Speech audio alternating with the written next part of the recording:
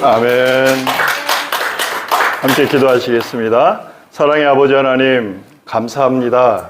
우리로 예배자로 세우시고 또한 이 자리에 무릎 꿇어 당신 앞에 서 있게 하심에 감사합니다. 하나님, 주의 말씀이 선포될 때 사람의 생각과 모든 모습은 감춰주시고 오직 주님의 도구로만 사용하셔서 이 부족한 종의 입술을 통해 선포되는 말씀이 주의 말씀 되어 우리에게 회복과 힘이와 은혜가 되게 하여 주시옵소서. 우리 주 예수 그리스도 이름으로 간절히 기도 올리옵나이다. 아멘. 할렐루야. 아멘. 감사합니다. 정말로 여러분과 이렇게 제가 앞에 서서 말씀을 선포할 때 느끼는 감정은 뭐냐면 서로예요. 서로. 제가 혼자 있는 게 아니라 여러분과 함께 있음을 느낄 수 있고요. 또 여러분도 앉아 계시지만 여기 부족한 서 있는 이 서목사를 향해서 우리 함께 있어요 라고 하는 것을 보여주시는 것 같아서 제가 얼마나 감사한지 모릅니다. 이때 나오는 말이 있잖아요. 사랑합니다. 이런 거 해야 되잖아요. 그렇죠? 한번 해보겠습니다. 시작. 사랑합니다. 네. 저희 때는 이 사랑의 표현을 이렇게 했어요. LOVE. 그래서 이거 기억하는 사람은 앞에 연식이 6자가 들어가는 사람입니다. 저희 그랬어요. 그래서 뭐 나를 사랑하는 주님 뭐 이런 거 사모님 너무 극한 반응. 그랬는데 세월이 흐르면서 막 이렇게 했잖아요. 그쵸? 그러다가 좀 지났더니 작아져요. 요새는 막 주머니 속에서 나와요. 팍팍팍 막 이러고. 이게 시간이 바뀌고 동서고음이 바뀌어도 이 사랑이라고 하는 표현은 바뀌지 않는 것 같습니다. 정말 이 사랑 그러면 아름답고 로맨틱한 기억들이 우리를 감싸는 것 같아요. 여러분도 그런 표정, 그렇게 살아오신 적 있잖아요. 사랑하면서, 그쵸? 여러분 지금 누군가를 사랑하고 계십니까? 네, 갑자기 표정이, 목사님, 내 나이가 몇인데 남사시럽게 뭐 이런 분이 계셔요? 아니요. 지금 사랑 못해도, 죄송해요. 사랑 못해도, 아니, 사랑의 감정이 잘 이렇게 올라오지 않아도 우리는 사랑한 경험이 있잖아요. 그리고 지금도 표현은 안 하지만 사랑하고 있잖아요. 그쵸? 부부간에, 부모 자식 간에, 또한 형제 간에, 또 이웃 간에, 또 누군가의 아픔을 보고 우리가 안쓰러워하고 그 사람이 정말로 잘 됐으면 좋겠다, 회복했으면 좋겠다라고 하는 마음, 그 마음이 바로 사랑의 마음이에요.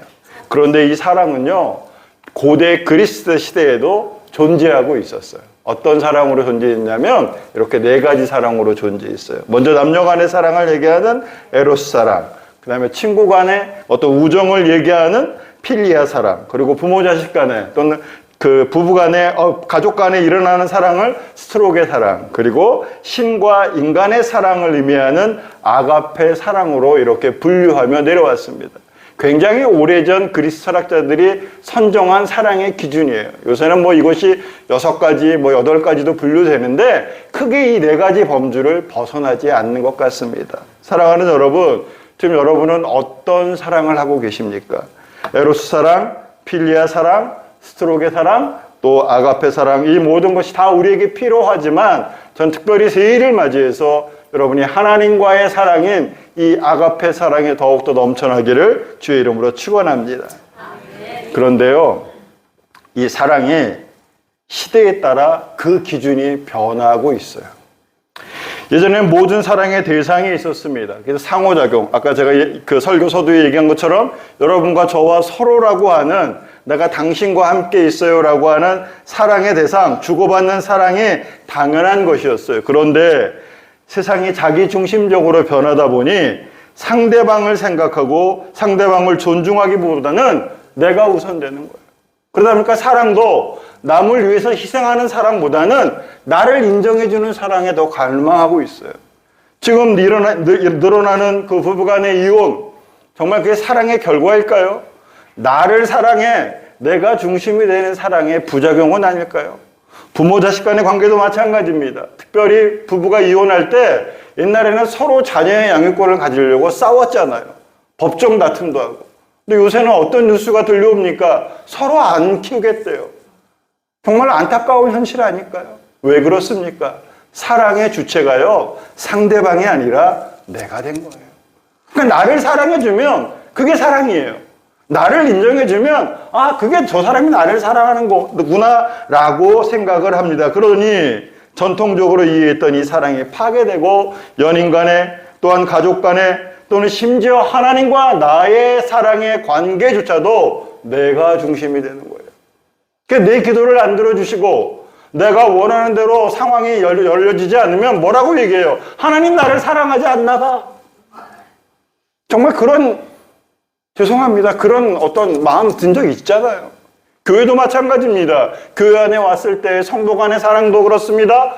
목회자와 성도의 사랑도 마찬가지입니다. 상대방을 위해서 희생하는 사랑보다는 내가 사랑받아야 돼요. 내가 인정받아야 돼요. 교회도 그래요. 나 왔는데 나 인정 안 해주고 내가 수고했는데 그거 인정 안 해주면 뭐라고 얘기해요? 이 교회는 인간미가 없어. 그래. 그런 경험들이 있잖아요. 교인 간에도 마찬가지. 부족하지만 이 목사인 저도 은연중에 그런 마음이 제 안에 있는 거를 이 말씀을 준비하면서 깨닫게 되고 회개하게 됩니다. 제가 여러분에게 쌀쌀하게 대했다면 용서해 주십시오. 예, 사랑하겠습니다. 오늘 우리가 읽은 본문, 이 말씀은 진정한 사랑을 가르쳐 주시는 주님께서 선언하신 말씀이에요. 그리고 오늘 본문의 말씀은 올 한 해 우리 예원교회가 성도들과 함께 하나님 앞에서 약속한 우리의 교회의 올해 기준이 되는 말씀이에요. 오늘 특별히 우리가 읽은 이 요한복음에 나와 있는 그 13장 말씀은 사복음서에서 요한복음에 해당되는 요한복음에만 나오는 고별 설교입니다. 주님께서는 산상설교와 함께 이 고별 설교를 하시는데 특별히 요한복음 안에 이 고별 설교가 들어있어요. 예수님께서는 제자들과 함께 하시며 이제 곧 당신에게 닥칠 그 십자가의 어떤 고난과 순환을 그 이별을 준비하시며 제자들에게 간절한 마음, 너희가 이렇게 살아야 돼, 너희는 이런 사람이 돼야 돼 라고 하시면서 주신 첫 번째 계명이 무엇이냐면 새 계명이 바로 서로 사랑하라라는 거예요. 오늘 우리가 읽었던 이 13장의 이 고별 설교의 서론에 해당되는 요한복음의 13장의 구조는 이렇습니다. 1절부터 20절까지는 여러분이 잘 아는 것처럼 주님이 일일이 제자들의 발을 씻기셔요. 그리고 수건으로 닦아주십니다. 그 안에 어떤 의미가 있습니까? 네, 섬김과 겸손의 모습으로 살아야 돼 라고 되어 있습니다. 이어서 21절과 30절에 보면은 예수님을 배신한 가룟 유다에게 네가 그 계획대로 행하라 라고 얘기하십니다. 제자들이 몰랐지만 가룟 유다는 알았어요. 그래서 어떻게 돼요? 뛰쳐나가잖아요. 뛰쳐나간 이후에 하신 말씀이 오늘 본문의 말씀이에요. 가룟 유다가 나간 이후에 하신 말씀이라고 하는 이 상징적 의미를 잘 새겨야 합니다. 서로 사랑하라는 것은 누구에게나 이야기하는 인류 보편적 진리가 아니라 정말 중요한 예수님의 참된 제자만이 할 수 있는 계명이기에 주님이 그러한 모든 사람을 다 배제하시고 온전한 제자들에게만 그 말씀을 하신 거예요. 그리고 마지막에 36절과 38절에 보면 베드로가 나서잖아요. 주님, 그래 하시면 안 됩니다. 내가 목숨을 걸고 주님을 지킬게요. 그랬더니 주님이 뭐라고 그래요? 새벽닭 울기 전에 3번 네가 나를 부인할 거야 라고 하는 말씀이 오늘 13장의 말씀에 구성이 되어 있습니다. 주님께서 주신 그 세 계명, 참된 제자에게 주신 세 계명의 말씀 38절 다시 한번 봉독해 봅니다. 시작. 새 계명을 너희에게 주노니 서로 사랑하라. 내가 너희를 사랑한 것 같이 너희도 서로 사랑하라. 아멘. 주님의 새 계명은 너무나 단순하고 명료하고 분명합니다. 바로 서로 사랑하라는 것입니다. 여러분 잘 보시기 바랍니다. 이 말씀은 유다가 배신하려고 나간 뒤에 하신 말씀이라고 제가 드렸어요. 예수님은 자신의 십자가 순환을 영광으로 받아들인 거예요. 다른 복음서에 보면은 순환의 부분과 영광의 부분이 구별돼요. 어디서 구별되냐면 십자가 죽음 이후 부활 이후로 순환과 영광이 이렇게 극명하게 나타납니다. 그런데 이 요한복음만은 순환과 영광이 함께 하고 있어요. 고난받는 예수님, 영광받는 예수님이 함께 있다는 것이죠. 무엇으로? 사랑으로.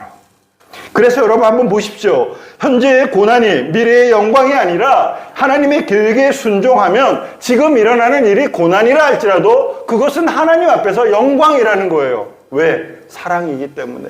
이거 이해하기 쉽지 않죠? 저도 이 말씀을 묵상하고 어떻게 전할까 막 하다가 깨달은 게 있어요. 아하! 사랑으로 이해하면 되는구나. 여러분 사랑하면 누군가를 위해서 희생하지 않습니까? 특별히 자녀가 아플 때 부모의 심정이 어때요? 내가 대신 아팠으면, 안타깝지만 자녀가 막 죽어가는 병에 걸렸을 때 부모가 뭐라고 피를 토하면서 기도합니까? 하나님, 제 생명을 대신 가져가시고 저 아이를 살려주세요. 고난의 극심한 현장에 이 세상에 가장 아름다운 아가페 사랑의 고백이 이루어지고 있는 거잖아요.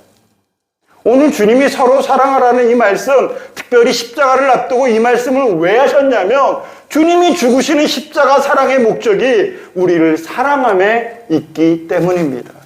그래서 고난이 영광이 되는 거예요.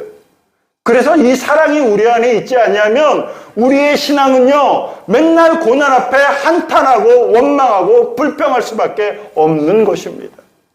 여러분의 신앙이 고난 가운데서도 감사로 고백되기를 원하십니까? 하나님 앞에 영광 되기를 원하십니까? 네, 간단합니다. 사랑하시면 됩니다.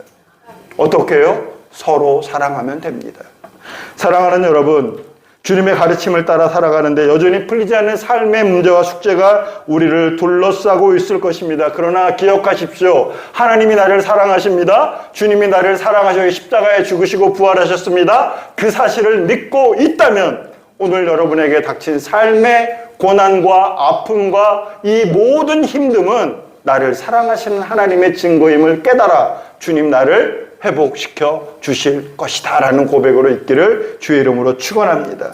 왜냐하면 주님의 가르침을 가만히 묵상하고 하나님의 이 우리를 향한 말씀을 묵상하면 묵상할수록 어떤 결론에 얻어지냐? 고난도 유익이다 라는 고백이 되기 때문입니다. 그래서 시편 기자가 이렇게 고백했잖아요. 우리 함께 봉독해 봅니다. 시작. 고난당하는 것이 내게 유익이라 이로 말미암아 내가 주의 율례들을 배우게 되었나이다. 아멘. 구약시대 때의 하나님의 율례는요, 하나님의 백성이 살아가는 기준이에요. 그리고 그 율례대로 살면요, 삶의 윤택이 보장되어 있어요. 주님이 이 땅에 오신 걸 뭐라고 얘기하셨어요? 내가 율법을 폐하러 온 것이 아니라 율법을 완성하러 왔노라 하셨잖아요. 그래서 내 마음에 예수가 계시면, 내 마음에 그 사랑이 있으면 나는 그 사랑으로 인해 내게 당하는 고난도 유익이라는 고백이 되어지고 더 나아가 나를 향한 예수 그리스도의 사랑으로 하나님의 율법이 완성되는 것입니다. 여러분, 고난 가운데 그렇게 고백하시기를 다시 한번 주의 이름으로 부탁을 드리고 축원합니다. 예수님이 왜 그렇다면 서로 사랑하라고 말씀하셨을까요? 오늘 본문에 보십시오. 내가 새 계명을 너희에게 주니 서로 사랑하라. 내가 너희를 사랑한 것 같이 너희도 서로 사랑하라. 이것은요, 왜 우리가 서로 사랑해야 되느냐, 이 본질을 깨달으려면 하나님의 본질을 알아야 돼요. 하나님은 누구십니까? 사랑이십니다. 요한일서 4장 16절 말씀 함께 봉독해 봅니다. 시작. 하나님이 우리를 사랑하시는 사랑을 우리가 알고 믿었노니 하나님은 사랑이시라. 사랑 안에 거하는 자는 하나님 안에 거하고 하나님도 그 안에 거하시느니라. 아멘. 우리가 잘 아는 것처럼 하나님은 사랑의 본질이 있어요. 여러분, 삼위일체 하나님을 고백하고 믿으십니까? 아멘. 좀 중요한 사실입니다. 여러분이 삼위일체 하나님을 이해하지 못하고, 이해라는 표현은 좀 어렵습니다. 삼위일체 하나님을 고백하지 못하고 믿지 못한다면 우리의 신앙을 점검해야 돼요. 성경은 삼위일체 하나님에 대해서 이렇다라고 명확하게 선언하지는 않지만 성경 안에 흐르는 명맥을 보면 성부 하나님, 성자 하나님, 성령 하나님이 한 하나님의 몸으로 이루시고 계신다는 것을 고백할 수밖에 없어요. 이게 바로 삼위일체예요. 영어로 얘기하면 three person in one body 그래요. 언제 기회가 되면 제가 이 말씀을 나누겠습니다. 이것만 가지고도 신학교에서는 한 학기를 강의해요. 그만큼 어려운 얘기지만 중요한 얘기예요. 그런데 성부 하나님, 성자 하나님, 성령 하나님, 삼위일체 되시는 한 하나님이 무엇으로 이렇게 똘똘 뭉쳐져 있어서 한 하나님이 됐냐면 사랑이라는 거예요. 그게 바로 요한일서 기자가 고백하는 거예요. 여러분, 그 사랑이신 하나님이 사랑하셔서 이 땅을 창조하셨잖아요. 그리고 그 사랑으로 당신의 몸과 똑같은 것을 창조하였으니 그것이 누구예요? 인간이에요. 우리예요. 우리는 사랑의 결정체예요. 어쩌다가 태어난 거 아니에요. 그래서 우리는 사랑의 결정체로 살아갑니다. 그런데 안타깝게도 에덴 동산 범죄한 이후에 인간은 어떻게 돼요? 죽는 존재가 되잖아요. 그렇다고 하나님의 사랑이 식었습니까? 아니요. 창세기부터 요한계시록에 이르는 성경에 통과하는, 이렇게 관통하는 주제가 있으니 그것이 바로 사랑입니다. 하나님은 인간이 범죄한 이후에도 우리와 함께 하셨고 우리를 향한 그 사랑은 단 한 번도 식은 적이 없습니다.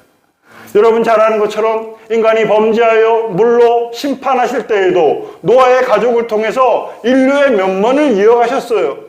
그리고 아브라함을 통해서 당신의 백성들을 구체적으로 모이게 하셨고 이 민족이 시작되게 하셨고 또한 이삭과 야곱을 통해서 하나님의 살아계심을 증명하셨고 더 나아가 요셉을 통해 어려운 극심한 상황 속에서도 이스라엘 민족을 유지하셨어요. 그리고 약 480년간의 애굽의 노예 생활 이후에도 모세라고 하는 인물을 통해 출애굽이라고 하는 사랑을 증거하셨잖아요. 그리고 40년의 광야를 지나고 가나안 땅에 입성했을 때 이들로 하여금 12부족이 땅을 나눠 갖게 하시고 사랑하셔서 그 나라 잃은 영토 하나 없는 민족을 세우셨잖아요. 여러분 그 역사는 그때 끝난 게 아니에요. 오늘도 이어지고 있잖아요. 여러분 사랑하셔서 예수 그리스도가 이 땅에 오셨고 그 사랑으로 우리가 하나님을 아버지라고 고백하고 계시지 않습니까? 이것이 사랑의 증거입니다. 오늘 살아가는 우리는 그러한 존재예요. 하나님의 끝없는 사랑, 영원한 사랑을 받아가는 그런 존재. 그래서 우리는 성경이 약속하는 새하늘과 새 땅이라고 하는 영원한 하나님 나라를 동경하는 것이 마땅합니다. 그리고 그 동경은 사랑으로부터 출발하여 사랑으로 완성되는 것입니다.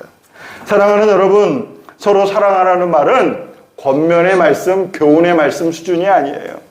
그냥 사랑하면 좋겠어가 아니라 마땅입니다. 마땅히 사랑해야 합니다. 우리 옆에 분에게 다시 한번 고백했으면 좋겠습니다. 될 수 있으면 가족은 손을 잡으시고요. 아니다 하더라도 손을 모으고 이렇게 얘기했습니다. 나는 당신을 마땅히 사랑합니다. 다시 한번 나는 당신을 마땅히 사랑합니다. 고백했습니다. 특별히 부부간에 고백한 거 제가 다 봤어요. 이거 저에게 고백한 게 아니라 하나님 앞에서 고백한 거예요. 이 사랑 안 지키면 신고하세요. 교회로 신고하시면 저보다 싸움 잘하는 누구 있어요? 김모 목사님이라고 출동시키겠어요. 새로운 한 해가 이랬으면 좋겠어요. 우리가 서로 사랑하면요 만사형통이 돼요. 사랑하는데 용서 못할 게 어디 있어요? 사랑하는데 이해 못할 게 어디 있어요? 사랑하면요 하나님의 정의와 공의가 바로 세워질 수밖에 없어요. 사랑하는데 품어 안잖아요. 나를 죽이려고 하는 원수라도 품어 안잖아요. 사랑하면요 여러분의 삶과 우리의 가정과 교회가 그 역할을 해낼 수 있습니다. 사랑하니까 응원하잖아요. 아빠 사랑해요 화이팅! 그 얘기를 듣고 출근하는 아빠가 얼마나 힘이 나겠어요. 가끔 저희 큰아들이 그걸 이용합니다. 아빠 나는 아빠가 목사님인 게 자랑스러워요. 그러면 또 순박한 돈은 얼마 필요해? 그러면 3만 원. 얼마나 힘이 돼요. 여보 사랑해? 난 당신이 주는 음식이 이 세상에서 제일 좋아. 그 말 들으면 음식 하고 싶지 않으세요? 그쵸? 아니에요? 사모님은 김 목사님이 음식을 해주시니까. 예. 서로 사랑하면요 이 세상에 덮여있는 시기와 분쟁과 다툼 모든 전쟁이 사라질 수밖에 없어요.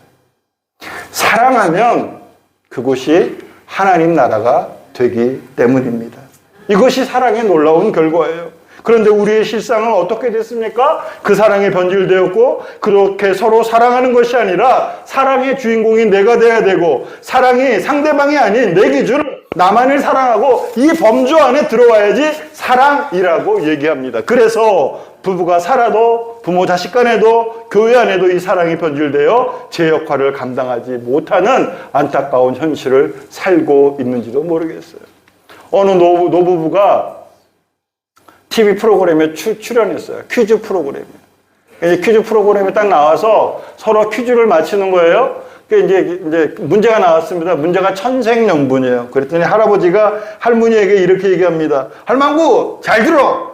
우리 둘 사이를 뭐라고 해? 정답은 천생연분이라고 그러잖아요. 그때 할머니가 뭐라고 되냐면 가만히 보고 있다가 왼수! 딱 그랬어요. 그러니까 이 할아버지가 답답한 거야. 아니 그거 말고 이 할망구야 내 자로 있잖아 내 자로 그랬더니 할머니가 가만히 보고 있다가 평생 왼수! 그랬더니. 사랑하는 여러분, 우리가 부부로 살아도 또한 가족으로 살아도 서로를 사랑하지 못하고 나만 사랑한다고 외치면 그것은 왼수일 수밖에 없어요. 평생을 그렇게 살았으니 평생 왼수가 될 수도 있겠지요. 끔찍한 일입니다. 교회도 마찬가지입니다. 성도와 성도가, 목회자와 교인이 서로 사랑하지 아니하면 이거보다 끔찍한 게 어디에 있겠습니까? 여러분 이 시간에 여기에 왜 앉아 계세요? 제가 얼마나 학식과 지식이 뛰어나다고 여러분이 제가 전하는 말씀을 듣고자 이 자리에 오셨겠습니까? 왜 쉬는 날 아침 일찍 교회에 나와 음식을 준비하고 교회를 청소하고 저마다 맡은 일에 최선을 다할까요? 사랑하기 때문입니다. 그래서 교회 안에는 서로 사랑하는 것이 빠지면 안 되는 거예요. 그래서 교회는요, 마땅히 서로 사랑해야 하는 것입니다. 잊지 마시기 바랍니다. 참된 사랑은 서로 사랑하는 것이 참된 사랑입니다. 사랑의 대상을 위하여 상대방을 인식하고 배려하는 것이에요. 그렇다면 어떻게 우리는 그 참된 사랑을 구별할 수 있을까요? 먼저 참된 사랑은요, 상대방의 입장에서 사소한 것이라도 아주 섬세하게 사랑하는 것입니다. 어제 아침에 제가 카톡을 하나 받았어요. 김땡땡 목사님의 사모님이신 이땡땡 사모님으로부터 오신 카톡이었어요. 아침에 제가 좀 바빴습니다. 저희 아내가 이제 세미나를 가느라고 집이 좀 제가 아침을 챙겨야 돼서 저희 부모님을 모시고 사는데 이 두 분의 아침을 챙기고 막 이렇게 있었을 때예요. 근데 카톡에 뚝 오더라고요. 근데 내용이 이렇습니다. 목사님, 오늘 저희가 예배 준비할 테니 설교 준비도 하셔야 하니 오늘은 그냥 집에서 준비하세요 라는 메시지예요. 제 처지를 어떻게 하셨는지. 저희 집에서 교회에 차 없이 가려면 버스를 타고 전철을 타고 다시 버스를 타고 오는 굉장히 기나긴 여정입니다. 왜요? 우리 교회가 공기 좋고 풍경이 좋은 데에 자리 잡고 있기 때문이에요. 제가 그것도 물론 있지만 제가 담당해야 될 일이 있어요. 교회에서 2m 이하의 일은 우리 김 목사님이 하시고요, 2m 이상의 일은 제가 주로 담당하는 게 암묵적 합의예요. 그러니 뒤에 있는 글을 제가 붙여야 되겠어요. 신년 감사예배. 지난주에 송구현 씨도 끝나고 제가 한다는 거야. 토요일 날 와서 하자고 해서 그렇게 했는데 저는 할 일이 있잖아요. 사모님이 뭐라고 하셨냐면 우리 카페에 저 뒤에 앉아 계신데 김 집사님한테 부탁해서 붙일 테니 목사님은 오늘 설교 준비하세요 이렇게 했다는 거예요. 사모님 토요일 날 얼마나 바쁘신지 몰라요. 교회 오셔서 다 살피시고. 그런데 그 아침에 바쁜 여정 중에 섬세하게 아주 세세히 각각의 위치를 아셨던 거예요. 제가 얼마나 감사했는데, 제가 뭐라고 보내는지 알아서요? 아세요? 문자를? 냉큼 감사합니다. 그리고 막 마음의 짐이 되었던 걸 풀고 제가 가방을 이렇게 해서 제가 조용한 곳에 가서 이렇게 예배를, 설교 준비를 마저 할 수 있는 배려를 주셨어요. 제가 그러면서 설교를 준비하면서 이런 마음이 들더라고요. 정말 우리 사모님은 사랑이 많으신 분이구나. 왜 섬세하고 세세하잖아요. 그래서 제가 이어서 이렇게 생각했어요. 우리 김정식 목사님 결혼 잘하셨구나. 아멘. 제가 설교 말씀 전하면서 목사가 목사를 시험 들게 하는. 정말 여러분, 누군가를 사랑하면요, 섬세해야 돼요. 그리고 사소한 것 하나하나 들여다봐야 돼요. 특별히 가족에게 그러셨으면 좋겠어요. 그리고 주변에 어려운 분들에게 그러셨으면 좋겠어요. 내 느낌으로 사랑한다고 내 기준으로 막 해놓고 무슨 부작용 생기면 뭐라고 얘기해요? 다 너 주라고 한 거야 그러잖아요. 내가 위해서 한 건 생각도 안 하고. 아니요, 그렇지 않아요. 주님이 우리에게 가르쳐 주신 서로 사랑함은 그 사람의 입장에서 하는 사랑이에요. 그래서 서로 사랑하라는 거예요. 제가 개인적으로 좋아하는 말씀이 고린도전서 13장 말씀이에요. 여러분 잘 아는 사랑장이라고. 거기에 보면 4절에서 7절에 이렇게 사랑에 대해서 선포합니다. 한 절씩 교독해 볼게요. 사랑은 오래 참고 사랑은 온유하며 시기하지 아니하며 사랑은 자랑하지 아니하며 교만하지 아니하며 찾지 아니하며 자기의 유익을 구하지 아니하며 성내지 아니하며 악한 것을 생각하지 아니하며 불의를 기뻐하지 아니하며 진리와 함께 기뻐하고 모든 것을 바라며 모든 것을 견디리라. 아멘. 저는 특별히 이 말씀 중에 이 5절 말씀 상반절에 있는 사랑은 무례히 행하지 아니하며, 저는 이 말씀이 참 와닿더라고요. 우리가 사랑한다고 하면서 얼마나 무례합니까? 우리가 사랑한다고 하면서 얼마나 예절을 무시합니까? 사랑하면요, 예의를 갖추셔야 합니다. 사랑하면 정말 할 수 있는 최선을 다해 깍듯이 대해야 합니다. 예가 뭐예요? 상대방을 존중하는 태도와 자세잖아요. 그래서 사랑은요, 예의가 있는 거예요. 사랑은 무례하지 않습니다. 사랑하는 여러분, 제가 여러분에게 부탁을 드립니다. 올 한 해 우리 교회가 이웃을 사랑하고 또한 여러분이 삶 속에서 이웃에게 도움을 베푸는 사랑하는 사람이 되려면 예의를 지키십시오. 사랑할수록 상대방의 입장을 생각하십시오. 이것이 주님께서 우리에게 가르쳐 주신 사랑의 근본 모습이기 때문입니다. 또한 사랑의 참된 모습은 어떤 모습이냐? 상대방에게 다가가는 것, 찾아가는 거예요. 내가 정말 좋아하고 내가 정말 사랑하면 찾아가지 않습니까? 또 표정이, 목사님, 저는 사랑만 받아서 굳이 안 찾아가도 지들이 저를 찾아와요. 이런 표정 있는 사람이 있을 수 있어요? 꿈 깨십시오. 정말 사랑하면 찾아가잖아요.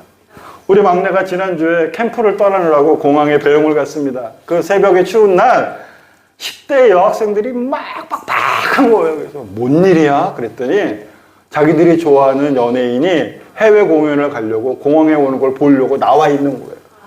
그 새벽에 6시 반인데. 사랑하면요, 그렇게 쫓아가요. 사랑하면 찾아간다니까요. 여러분, 그게 사랑이에요. 그런데 예수님이 그러셨어요. 복음서에 나오는 병자를 찾아가신 예수님 보세요. 찾아가셨잖아요. 다가가셨잖아요. 그들을 만나 주셨잖아요. 특별히 여러분이 잘 아는 베데스다 연못에 38년 된 병자의 회복, 얼마나 잘 알아요. 그 연못은요, 하나님의 은혜가 임하는 곳입니다. 천사가 내려와서 그 물을 탁 치고 나가서 파장이 일 때 그 파장이 끝나기 전에 제일 먼저 들어가는 사람은 어떠한 질병도 고침을 받는다는 전통이 내려왔어요. 그래서 그곳에서 사람들이 기다리고 있습니다. 그런데 한 사람이 있었습니다. 이 사람은 몸을 움직일 수 없는 사람이에요. 그러니 파도가 칠 때 갈 수가 없어서 그렇게 희망 고문으로 무려 38년간을 그 베데스다 연못가에 있었던 것이죠. 그런데 주님이 찾아가셨어요. 주님이 다가가셨어요. 승자 독식의 은혜 가운데 1등만이 기억되는 상황 속에 도저히 세상의 방식으로는, 정해진 룰로는, 율법으로는 해결되고 회복되지 못하는 그 사람을 회복시키기 위해서 예수님이 찾아가셨어요. 만나셨어요. 그게 사랑입니다.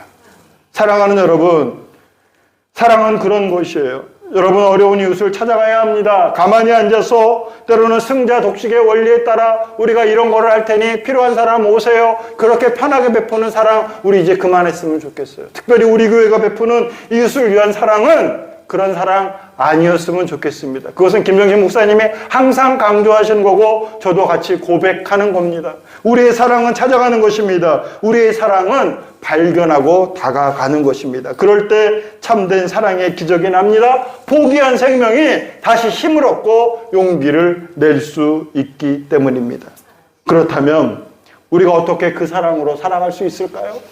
참된 사랑으로 살아갈 수 있을까요? 서로 사랑하며 살아갈 수 있을까요? 그것은 우리가 제자 됐을 때만 가능한 거예요. 그래서 오늘 주님이 이 말씀을 아까 제가 서두에 말씀드린 것처럼 제자의 자격이 없는 자들은 다 물리치시고 온전히 헌신할 수 있는 그 11명의 제자만 세우시고 너희가 서로 사랑하라 선포하신 것입니다. 그렇게 될 때 그 사랑은 우리가 주님의 사랑으로 새롭게 될 수 있기 때문입니다. 왜냐하면 그 사랑은 하나님으로부터 임하기 때문입니다. 로마서 5장 5절 말씀입니다. 시작. 우리에게 주신 성령으로 말미암아 하나님의 사랑이 우리 마음에 부은 바 됨이니. 아멘. 여러분 착각하지 마십시오. 내가 사랑을 만들어내는 사람이 아닙니다. 내가 사랑을 어떻게 이루어내는 사람이 아닙니다. 사랑은요, 온전히 성령 하나님께서 우리에게 부어주시는 거예요. 여러분 서핑 잘하는 사람이 파도를 잘 타면 되지, 서핑하는 사람이 파도를 만들어냅니까? 여러분 운전 잘하는 사람이 운전을 잘하면 되지 자동차를 만들어내냐고요. 우리를 향한 하나님의 사랑은 그래요. 하나님이 이미 완전한 사랑을 만드셨어요. 우리는 그 사랑 안에 그 사랑을 잘 이용하고 그 사랑을 잘 전하고 그 사랑답게 살아가면 되는 것이에요. 그게 바로 제자입니다. 그래서 주님이 우리에게 말씀하신 것입니다. 그렇다면 우리가 이렇게 하나님의 사랑으로 예수님이 행하신 사랑대로 살면 어떤 결과가 일어나는지 아세요? 35절 말씀 한 목소리로 봉독합니다. 시작. 너희가 서로 사랑하면 이로써 모든 사람이 너희가 내 제자인 줄 알리라. 아멘. 이것이 오늘 말씀의 결론입니다. 우리가 서로 사랑하면요, 자연스럽게 세상은 우리가 하나님의 제자, 하나님의 자녀, 예수님의 제자인 것을 알 수 있대요. 여러분 어디서 여러분의 신앙 인정받기를 원하세요? 사랑하시면 돼요. 제가 이 말씀을 준비하면서 주님 앞에 고백했습니다. 하나님, 저 주님 앞에 인정받는 목사 되고 싶어요. 막 그랬는데 이 말씀 딱 제가 준비하면서 회개했어요. 하나님, 사랑할게요. 하나님, 참된 사랑할게요. 그러면 세상이 우리가 하나님의 제자인 줄 안돼요. 예수님의 제자인 줄 안돼요. 여러분, 이제 말씀을 정리합니다. 올 한 해 우리가 하나님의 참된 제자임을 원하십니까? 네. 그러면 사랑하시면 됩니다. 그래서 요한일서 4장 11절 말씀은 이렇게 우리에게 선포합니다. 함께 공독합니다. 시작. 사랑하는 자들아, 하나님이 이같이 우리를 사랑하였은즉 우리도 서로 사랑하는 것이 마땅하도다. 아멘. 우리 옆 사람에게 이렇게 다시 한번 고백했으면 좋겠습니다. 우리는 마땅히 서로 사랑해야 합니다. 그래서 나는 마땅히 당신을 사랑합니다. 아멘. 그러면 우리는 주님의 참된 제자가 되는 것입니다. 이 놀라운 은혜와 축복이 여러분에게 온전히 임하기를 주님의 이름으로 축원합니다. 아멘. 기도하겠습니다. 사랑의 아버지 하나님, 새해가 밝았고 또한 저희로 하여금 저희 공동체에게 귀한 생명의 말씀, 기준을 선포하셨습니다. 하나님, 정말로 서로 사랑하겠습니다. 정말로 주님이 우리를 사랑하신 것처럼 서로 사랑하겠습니다. 그래서 올 한 해가 저물어갈 때, 결실할 때 그 사랑의 열매가 주님의 제자임을 증명하게 도와주시옵소서. 우리 주 예수 그리스도의 이름으로 축복하며 기도 올려옵나이다. 아멘.